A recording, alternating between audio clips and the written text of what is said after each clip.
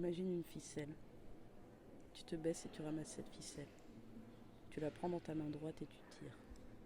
Tu tires et comme un domino, une pyramide de cartes, un tremblement de terre, un immeuble que l'on effondre à la dynamite. Tu tires un amas de fils reliés eux-mêmes à d'autres, et eux-mêmes à d'autres, et eux-mêmes à d'autres. Tu tires juste une chose, un simple fil, et voilà, tu te retrouves aussi à tirer le monde, et à déterrer l'immonde. Tu pensais juste tirer une ficelle qui traînait comme ça, par terre, et tu te retrouves à déterrer tout, le monde entier. Cette ficelle, c'est une racine. Une chose banale, d'un simple geste devient tout comme un tas qui devient un amoncellement, une masse, une tonne, une montagne, un massif. Un massif de tous les jours. Ce massif, c'est le quotidien. On a, depuis les fenêtres de l'école, vu que ça dégoulinait, de partout. On est sorti et on a vu Champollion, Mariette, Ferry, le lycée, les musées, et ça dégoulinait. On a remué dans le colonialisme et dans le racisme. On a remué dans les choses et on s'est brassé de dégueulasse. Puis il y a eu France Fanon et Ouria Boutedja. Et ça s'est échappé, ça a tout retourné. Au bout de la ficelle, c'était nous.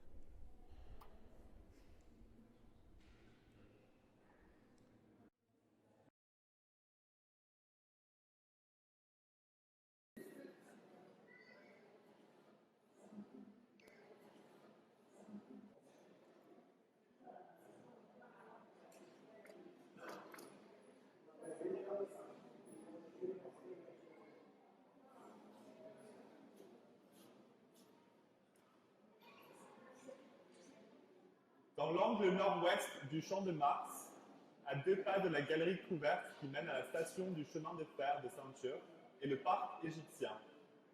Au milieu des jolies plantations qui donnent au parc égyptien un aspect si pittoresque, s'élèvent 4 constructions. Ce sont numéro 3, Lokel. Construit sur le modèle des caravansérails de la Haute-Égypte, on y trouve un café public, des chambres pour quelques-uns des indigènes amenés d'Égypte, des boutiques et des ateliers tenus par ces mêmes indigènes.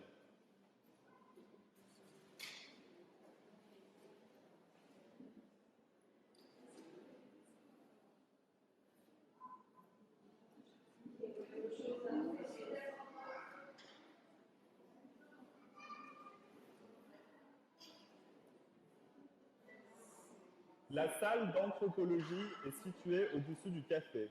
On y a exposé une collection unique jusqu'ici d'environ 400 têtes de momies. Ces têtes sont classées par dynastie et en même temps par localité. Il n'est personne qui ne voit les services qu'une réunion aussi considérable de matériaux peut rendre à la science de l'anthropologie. Avec les têtes de momies sont une demi-douzaine de momies entières, encore enfermées dans leur sarcophage et destinées comme le reste à servir d'étude aux anthropologistes.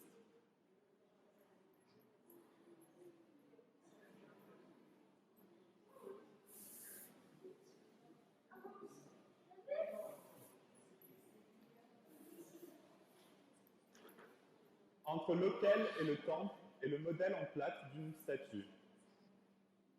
C'est celle de Champollion, l'illustre fondateur de l'égyptologie et dans la pose de la méditation. Le sphinx égyptien, si longtemps et si obstinément muet, va ouvrir la bouche. Encore quelques efforts de cette pensée profonde, et le voile qui couvre 40 siècles d'histoire sera déchiré. La statue de Champollion est exposée dans le parc égyptien par M. Bartholdi, son auteur.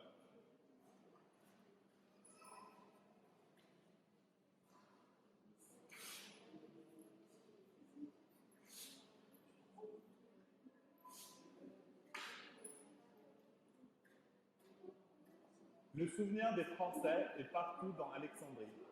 Tant notre influence y fut douce et équitable.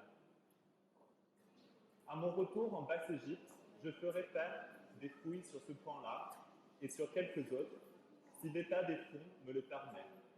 Cette dernière remarque est importante. Avec peu de fonds, on peut faire beaucoup. Et je serais affligé de quitter ce pays sans avoir pu assurer à peu de frais, l'acquisition de monuments de choix, les plus propres à enrichir nos collections royales. Tous les soirs, 7 ou 8 bédouins choisis d'avance feront la garde de nuit et les commissions le jour. Ce sont de braves et excellents gens quand on les traite en hommes. Paris a besoin d'un ou deux échantillons des grands travaux de l'architecture égyptienne. Cela devrait de droit venir à Paris et me suivre comme trophée de mon expédition.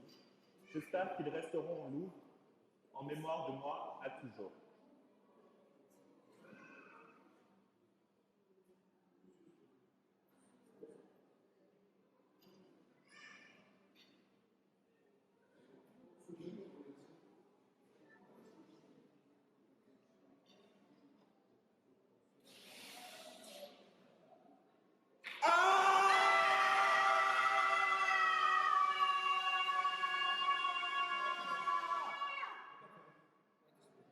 Arrêtez. Faut paniquer les gens.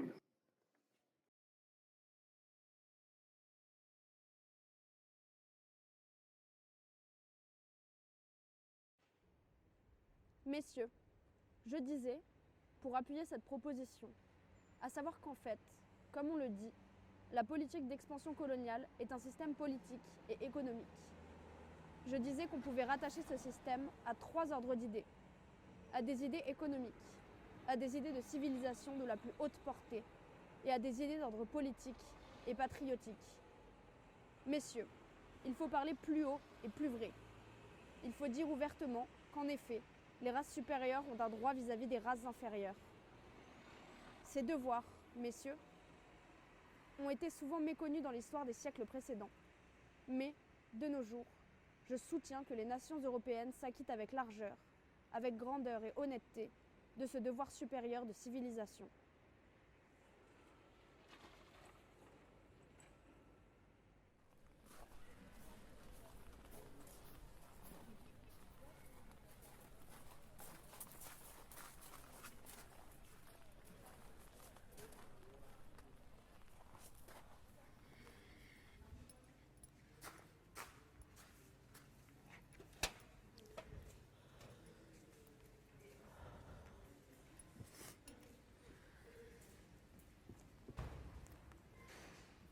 Vous le savez, vous avez un savoir enfui dans les remplis de votre âme, dans votre fond, un savoir qui se transmet, un héritage. Sinon, l'appelleriez-vous fardeau? Vous savez qui ont été commis en votre nom, ou avec votre complicité. Il ne s'agit pas d'une mémoire directement conscience. Elle est diffuse, elle sommeille. Parfois, elle ouvre un œil et aussitôt, elle les réforme. Vos yeux sont grands fermés, la peur indéfinissable. C'est le mal d'être blanc. La tête refoule, mais la cœur palpite. Il reconnaît dans les visages de tout nom blanc, à l'usine, à l'école, dans la rue, ou rescapé de l'entreprise coloniale, et en même temps la possibilité d'une vigilance. C'est pour ça que vous avez peur. Doit-on vous rassurer? C'est inutile. Vos arsenaux militaires n'y ont pas réussi à vous rassurer. Vous avez peur, mais vous tenez à votre confort. C'est là votre dilemme. Vous ne voulez pas renoncer à l'infinité des privilèges de la domination coloniale. Vos privilèges sont matériels, statuaires, institutionnels, politiques, symboliques. Au niveau social, équivalent. Il vaut toujours mieux être blanc. Le premier des deux privilèges est de loin le plus précieux, c'est la vie. Elle est inestimable, elle est protégée par votre morale, vos lois, vos armes. Votre mort est une fatalité qui blesse votre narcissisme. À l'échelle individuelle, vous n'hésitez pas.